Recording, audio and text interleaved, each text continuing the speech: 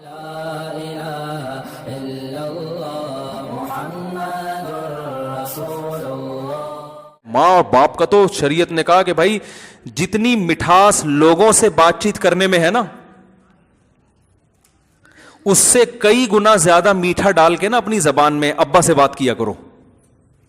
اور حدیث میں آتا ہے کہ جتنی جب ابا سے مٹھاس سے بات کرو نا، جتنے مٹھاس سے ابا سے جب بات کرو تو اتنا میٹھا لہجہ ہو کہ عام پبلک سے بات کرتے ہوئے جتنے چمچ چینی کے آپ نے استعمال کیے ہیں وہ کئی چمچ آپ چینی کے گھول دو اپنے کلام میں، اپنے کلام میں، اپنے الفاظ میں کئی گنا چینی گھول دو۔ اور باپ اگر بوڑھا ہے تو ٹھیک ٹھاک چینی ڈالو اس میں، اپنے کلام میں کئی چمچ چینی کے 10 چمچ چینی کے گھول کے ابا سے بات کیا کرو۔ اور صحیح حدیث میں آتا ہے کہ جب ماں سے بات کرو نا تو ابا سے بات کرتے ہوئے اپنے کلام میں اگر 10 چمچ گھولے تھے تو اماں سے بات کرتے ہوئے 30 چمچ چینی ڈالو اس میں، 3 گنا۔ نہیں آ رہی بات؟ من احق الناس،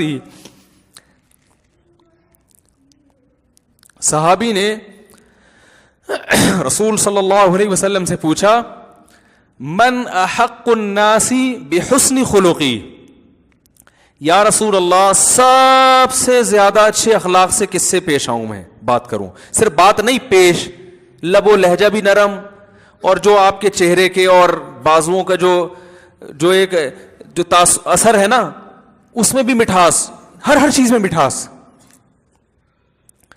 تو صحابی نے پوچھا یا رسول اللہ سب سے زیادہ کس سے اچھے اخلاق سے پیش آؤں؟ آپ نے کیا فرمایا؟ اپنی ماں سے۔ انہوں نے کہا یا رسول اللہ ثم من، ماں کے بعد کون ہے؟ یہ نہیں پوچھا کہ اور بھی ماں کا حق ہے، ماں کے بعد والا نمبر بتائیں کس کا ہے؟ آپ نے فرمایا امک، اس کے بعد بھی تمہاری ماں۔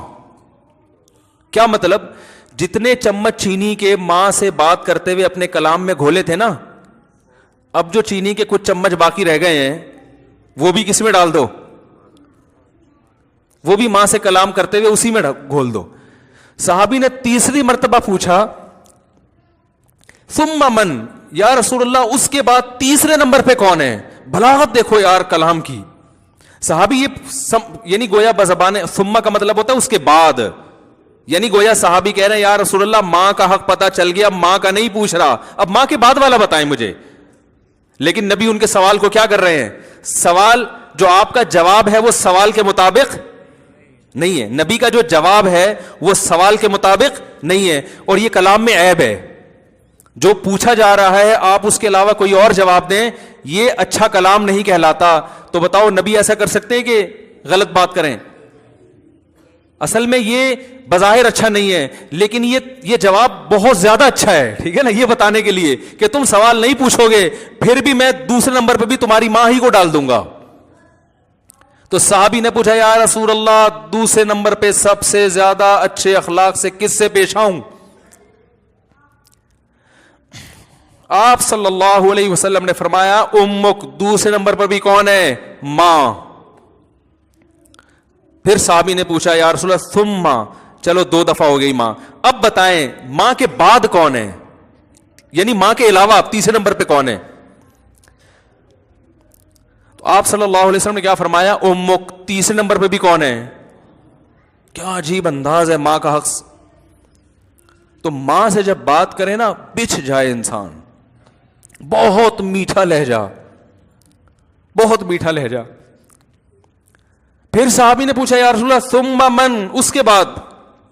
فرمایا دوست نہیں، ایئر ہوسٹس نہیں، باس نہیں، گرل فرینڈ نہیں، فرمایا اس کے بعد چوتھے نمبر پہ کون ہے؟ ابوک۔ تو وہی اخلاق تو یہاں سے شروع ہو رہے ہیں۔ تو ہمارا حساب کتاب کیا ہے؟ باس کے سامنے کڑوی کسیلی برداشت کریں گے، جاب سے نکال نہ دے، کسٹمر سے بہت اچھی طرح سے پیش آئیں گے کہ تجارت میں نقصان نہ ہو۔ باپ کے ساتھ دیکھو کیسا سلوک ہے، بچوں کے ساتھ نبی صلی اللہ علیہ وسلم کی کیسی شفقت تھی اولاد۔ حضرت انس ابن مالک کہتے ہیں مجھے میری ماں نے بچپن میں نبی کے حوالے کیا تھا، 10 سال کی میری عمر تھی، کہہ رہے میں نے 10 سال نبی کی صحبت میں گزارے خدمت کے لیے ملازم بن کے، ایک بار بھی آپ نے کبھی یہ نہیں کہا کہ یہ کام کیوں نہیں کیا, یا یہ کام بولو بھائی کیوں کیا.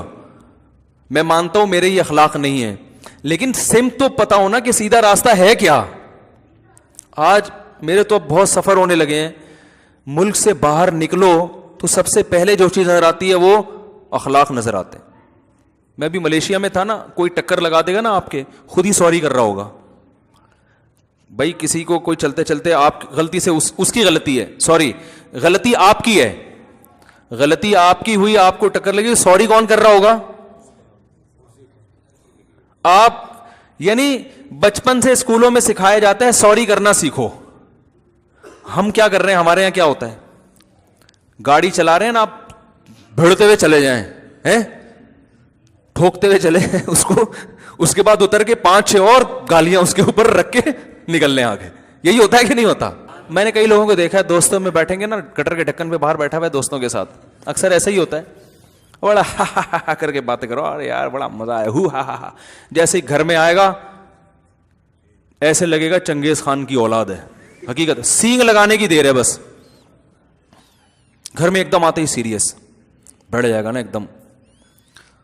بیگم نے کوئی بات کی تو ایک دم ڈانٹ لگا دے گا اس کو, نہ باپ سے بات کر رہا ہے نہ بچوں سے بات کر رہا ہے تمیز سے, اور آتا ہی یہ چیزیں توڑ پھوڑ. تو یہ اب اخلاق پہ بیان بہت سنے میں, تو بھائی اخلاق پہ جب آپ نے بیان سنے ہیں تو اخلاق سب سے پہلے کس کے ساتھ ہے؟ وہ تو سب سے پہلے تو یہاں سے شروع ہو رہا ہے نا. عجیب بات ہے, ان سے بات نہیں ہو رہی تمیز سے, اور ادھر دوستوں کے ساتھ بہت اچھے, باس کے ساتھ تو بہت ہی اچھے اخلاق ہیں اس کے, اور کسٹمر کے ساتھ تو بچھا چلا جاتا ہے. کسٹمر آ جائے نا, دیکھو نا آپ دکان کے قریب سے گزر رہے ہو تو وہ دکاندار کیسے بلاتے ہیں, ہاں بھائی صوفی صاحب, جس کو دیکھے گا ڈیزائن کا اسی حساب سے بلائے گا اس کو. مجھے دیکھے گا بولے ہاں بھائی صوفی صاحب, کوئی خاتون گئے ہاں جی باجی باجی باجی باجی کرنا شروع کر, آنٹی آنٹی نہیں بولے گا کبھی بھی, آنٹی کبھی نہیں بولے گا, باجی بہن سسٹر, اس گزرنے نہیں دیں گے. آئیے بیٹھیے تو صحیح, بیٹھے تو صحیح, پھر ایک دم تھان کے تھان نکال کے کپڑے کے, وہ ساری دکان آدمی ویسے ہی نفسیاتی ہو جاتا ہے, یار یہ لپیٹے گا کیسے.